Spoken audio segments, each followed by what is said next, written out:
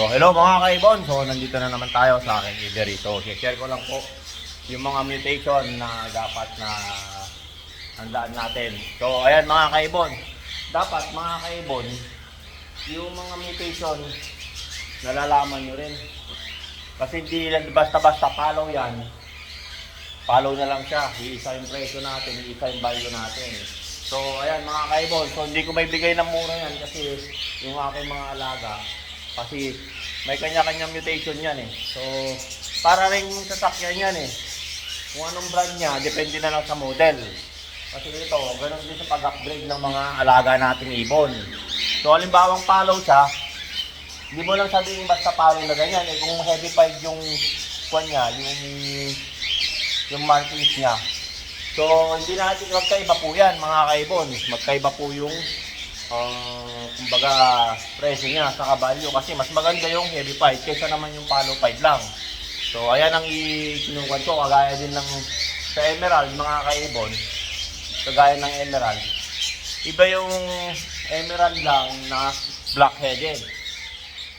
O yan mga kaibon, ganoon din yan, magkaiba rin yan yung mga ganyan, mga mutation. So may kanya-kanya tayong value sa alaga natin. Pahalagaan natin yan. So, depende na lang sa inyo sa seller. Kasi sa akin, hindi ako naglalabas ng pares na 3,000 lang mga kaibon.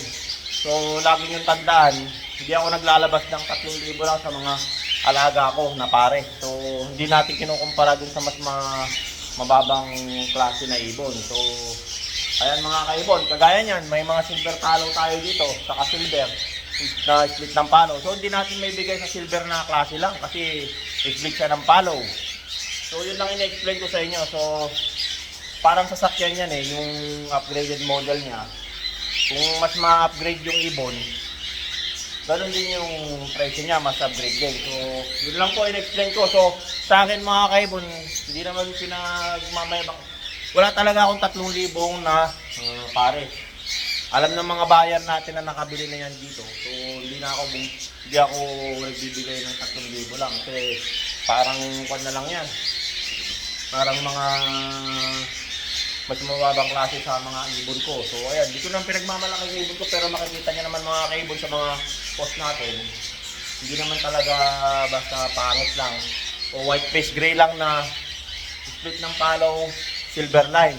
So ayan mga kaibon, magkaiba kasi yung white face gray saka white face silver line na split ng palo, or white face gray o gray siya na split ng palo na silver line, saka sa white face gray lang o gray na kulay o normal man o kwan pastel.